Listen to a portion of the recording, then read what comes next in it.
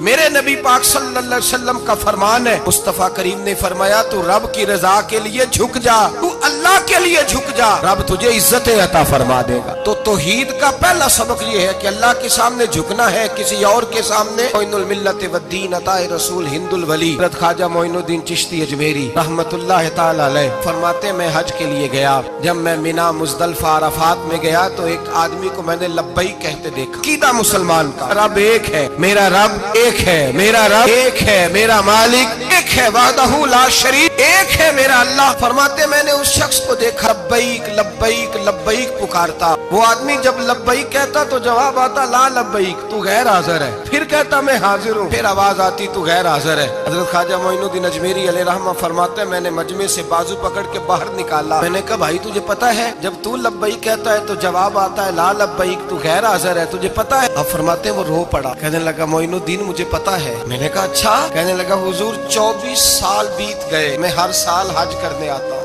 یہ میرا 24واں حج ہے، اور ہر سال آ کے کہتا ہوں لبیک لبیک، میں مصطفیٰ کریم کا وسیلہ لیے حاضر ہوں، لبیک لبیک۔ یہ بے نیاز ہے، ہر سال مجھے کہتا ہے لا لبیک، نہیں تو غیر حاضر ہے، ہر سال کہتا ہے۔ خواجہ صاحب فرماتے ہیں اس کی بات سنی تو میرے وجود کے رونگٹے کھڑے ہو گئے۔ میں نے کہا پھر تو ہر سال آ جاتا ہے، ہر سال ہی آ جاتا ہے، 24 سال ہو گئے ہر سال۔ فرماتے اس نے توحید بیان کی تو میری چیخیں نکل گئیں، میدان عرفات میں کھڑے ہو کس نے توحید کا اعلان کیا تو میرا وجود تڑپنے لگا، آہیں اور سسکیاں نکلنے لگیں۔ کہنے لگا معین الدین ایک ہی تو رب ہے، یہاں نہ ہوں تو کہاں جاؤں، تو کوئی اور رب بتا دے میں وہاں چلا جاتا ہوں، اب ہے ہی ایک، کہیں اس کے دروازے پہ رکھے تب بھی ٹھیک ہے، نہ رکھے بھی اس کی بے نیازی ہے یہی، کہاں جاؤں، اس کے دروازے پہ جھکوں، یہی میرا مالک، یہی میرا خالق، یہی میرا رازق۔ خواجہ صاحب فرماتے میں وہاں کھڑا تھا، عاطف غیب سے آواز آئی معین الدین تو پیچھے ہٹ جا، یہ میرا اور میرے بندے کا معاملہ ہے، تو اس کے بیچ نہ آ،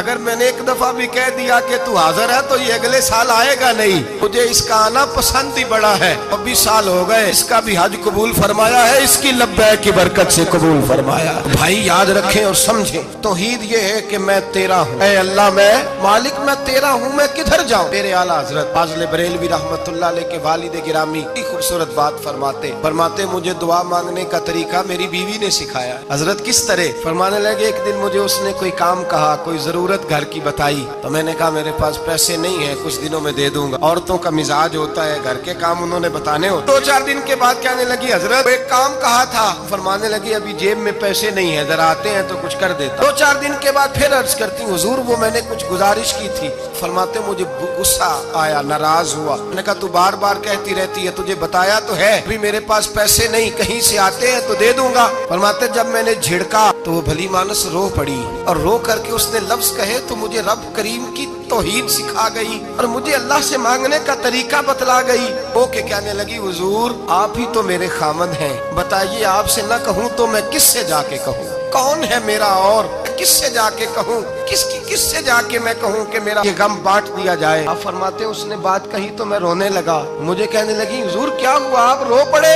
تو میں نے کہا سمجھ آ گئی ہے، جب میں بھی کہوں گا نا مولا میں بڑا پریشان ہوں، میں دکھی ہوں، تکلیف میں ہوں، آزمائش میں ہوں، میں بیمار ہوں، اے اللہ اولاد کی وجہ سے پریشان ہوں، اے اللہ میں جوان بیٹی کے سبب سے پریشان ہوں، اے اللہ فلاں تکلیف سے پریشان ہوں، اے اللہ میر زبانہ میری غربت کا مذاق اڑاتا ہے، اے اللہ جائیدادوں والے مجھ بے گھر کو ستاتے ہیں، اے مولا زمانے کی تیز دھوپ آ گئی ہے، تو ہی میرا رب ہے، بتا تجھے نہ کہوں تو کس سے کہوں، تیری بارگاہ میں عرض نہ کروں تو کدھر جاؤں، تیرے حضور ناز نہ ہوں تو کہاں جاؤں؟ فرماتے ہیں جب میں یوں رو کے دعا کروں گا تو عرش کا مالک یقیناً دروازے کھول کے فرمائے گا میرا بندہ جو مانگتا ہے اسے فوراً عطا فرما دو، جو کہتا ہے اسے دے دو۔